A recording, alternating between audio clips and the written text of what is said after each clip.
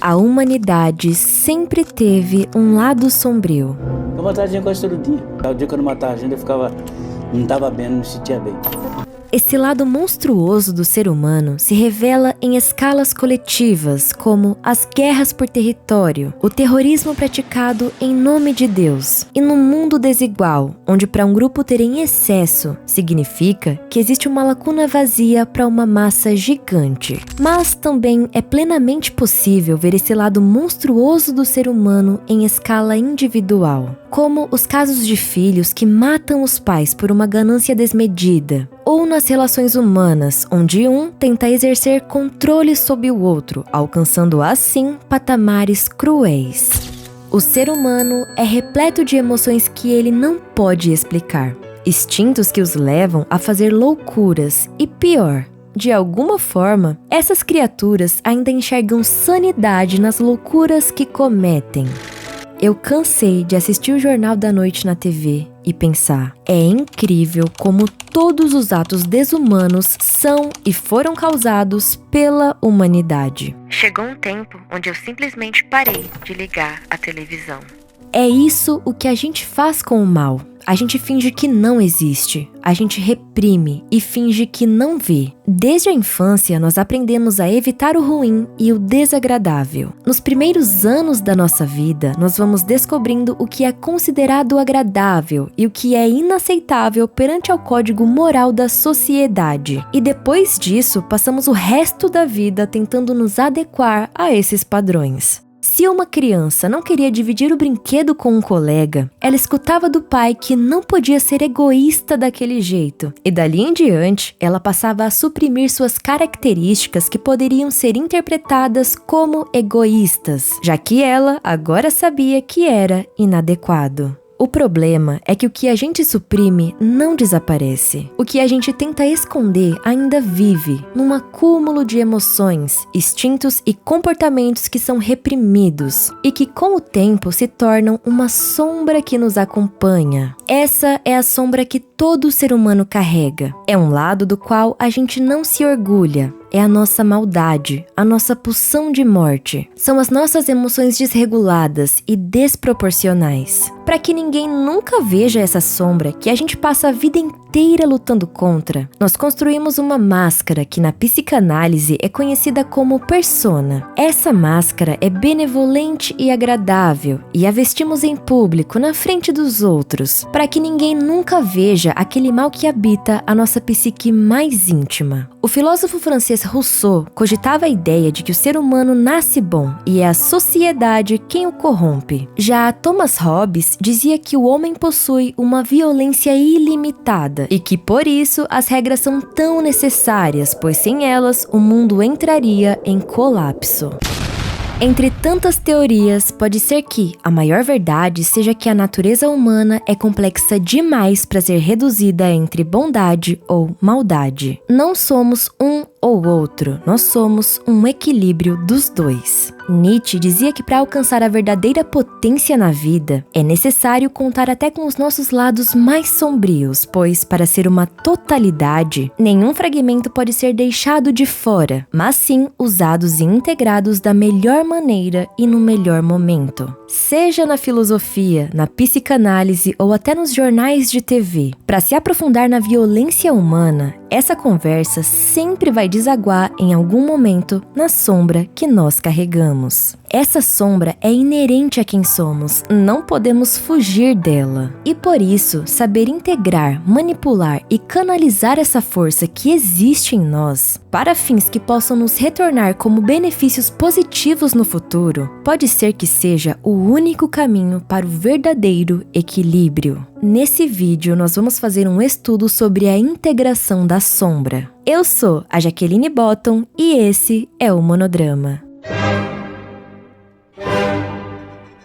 No dia 7 de novembro de 2023, eu postei um vídeo aqui no Monodrama. Nesse vídeo, eu conto alguns fatos sobre mim, e dentre eles, eu falei sobre ter tido um familiar que perto dos anos 90 foi um serial killer aqui em São Paulo. O que eu não falei naquele vídeo foi que para abordar esse assunto, eu tive que fazer uma breve pesquisa na internet sobre a vida desse familiar. E eu lembro que naquela semana eu fiquei encurralada por um sentimento estranho. Um pensamento do tipo: se na minha ancestralidade existiu tanta maldade, será que é possível que exista algum fractal dessa maldade em quem eu sou? Matou esse, que foi a primeira vítima. Ele matou um médico, você soube a circunstância que ele matou esse médico? Ele botou um funil, fez ele beber 1 litro de vodka. Foi. Aí ele pegou, espetou uma faca, a faca estava meio rombuda, ele ainda enfiou mais no coração e foi puxando. Foi puxando. Depois ele pegou, lavou a faca e comeu queijo, fez um sanduíche de queijo. Como é que é? Depois que ele matou o médico, ele conseguiu com dificuldade tirar a faca toda suja de sangue e pedaços do coração. Ele foi, tomou um banho, lavou a faca e comeu um queijo fresco de Minas, sanduíche de queijo. Com aquela faca. Com aquela faca, mas é o fim do mundo, né? Isso me levou até uma discussão comigo mesma sobre a minha sombra. E dizem que quando a gente olha demais pro abismo, o abismo olha de volta pra gente. E foi isso o que eu fiz. Eu olhei pro abismo. E esse é um compilado de tudo que eu aprendi quando ele me olhou de volta. Só que é impossível decifrar a linguagem dessa sombra que a gente carrega sem antes fazer uma parada obrigatória na maldade que a integra. E antes que eu te diga o que eu vi no meu abismo, eu te pergunto: você já se perguntou o que é o mal pra você?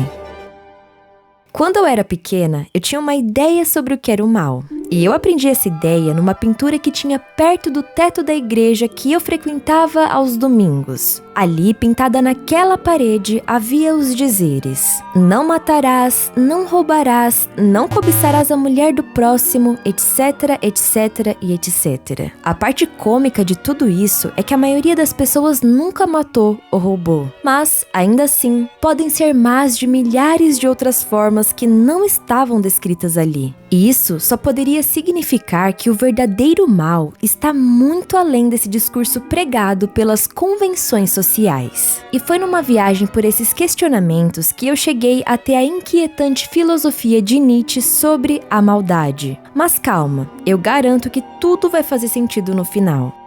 A filosofia nietzschiana dizia que o conceito tradicional do mal era como uma construção social para manter a ordem e proteger os menos fortes. Ou seja, essa ideia cristã de que o mal é um ser vermelho com um par de chifres e um tridente, esperando para levar a sua alma quando você desobedecer os mandamentos escritos na parede da igreja, é só uma ideia criada para que socialmente existisse uma ordem que mantesse o homem preso na coleira do medo, ao mesmo tempo em que controla as massas e as mantém sob controle. E mais, Nietzsche, lá naquela época dele, levantou uma hipótese que fez muita gente querer jogá-lo na fogueira. Para ele, essa construção social sobre o mal é uma restrição ao potencial humano e à verdadeira liberdade. Mas pera, quê? Se o mal restringe o potencial humano, então quer dizer que para alcançar esse suposto pleno potencial, o mal precisa estar incluso nessa potência? Exatamente. Quando a gente age baseado na norma moral do que é o mal, nós estamos rotulando comportamentos e pensamentos específicos como negativos, o que desencoraja a individualidade e a autoexpressão de uma pessoa. Por exemplo, quando a gente condena o orgulho, a ambição ou o desejo por poder como elementos negativos, podemos estar incentivando implicitamente que as pessoas não desenvolvam essas habilidades por receio da represália social.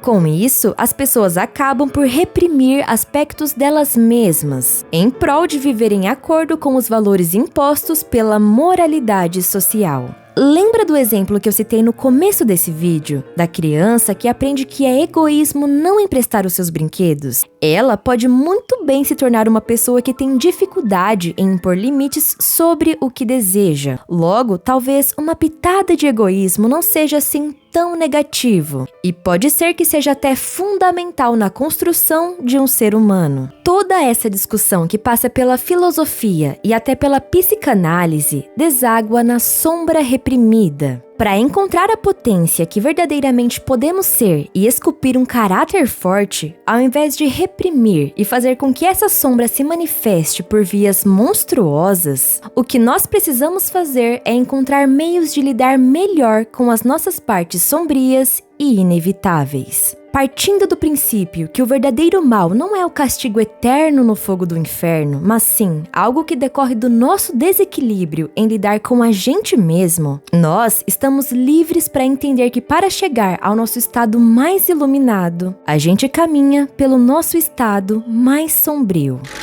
Não é porque nós não temos coragem de encarar a sombra que significa que ela vai desaparecer. Muito pelo contrário. Quanto mais lutamos contra ela, mais ficamos suscetíveis à sua possessão e manifestação através de atitudes destrutivas. Em público, a maioria das pessoas é moral e moderada, mas quando as portas das suas casas se fecham e cada qual se encontra no conforto de seu lar, às vezes a sombra os transforma em marionetes, vítimas inconscientes de vícios, compulsões estranhas, ataques de raiva irracional, tristeza profunda e mórbida e uma infinidade de outras manifestações da sombra.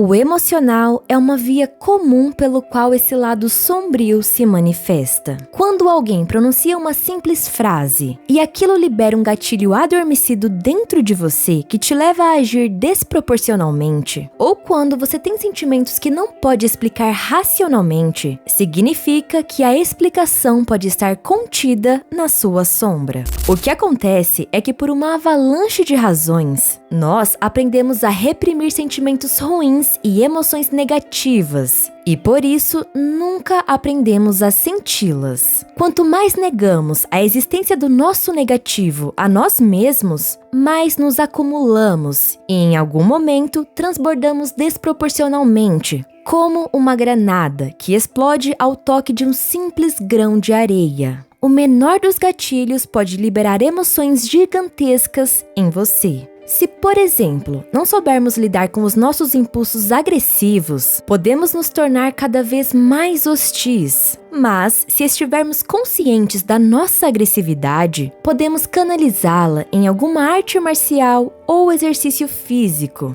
Na história da humanidade, os maiores inventores enfrentaram problemas emocionais severos em suas vidas. Extravasar emoções através de criações é uma das maneiras mais eficazes de canalização, usada por muitos intelectuais e artistas. Criar é muitas vezes uma forma humana de se salvar. Se tivermos mais consciência da nossa tristeza e amargura, podemos transformá-la em poesia, pinturas ou livros. Você lembra do questionamento que eu fiz agora há pouco sobre ter a sombra de um serial killer na minha ancestralidade? Eu sabia que tinha mal em mim. Eu sentia uma raiva que fervia o meu sangue, um ódio que eu nunca me orgulhei de ter, uma tristeza profunda que me levou a momentos que com certeza deveriam ter sido ótimos. E quando eu entendi que a existência dessas emoções não era algo necessariamente positivo ou negativo, eu me senti livre para lidar com elas para além do bem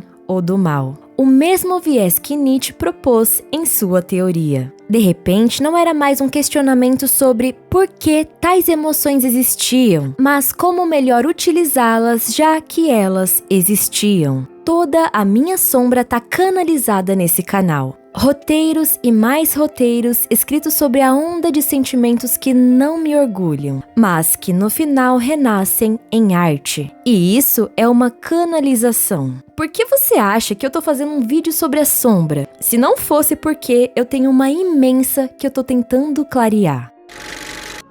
Ainda que você não deseje olhar para o abismo, ele quer olhar para você. Ele quer que você saiba que ele existe. Por isso, você o projetará nos outros. Você verá os seus defeitos bem na sua frente e ainda assim não os enxergará. Você terá impulsos que te levarão ao abismo das emoções que você enterra. E quando você estiver de frente para esse abismo, é que você vai finalmente descobrir quem você é em totalidade e potência.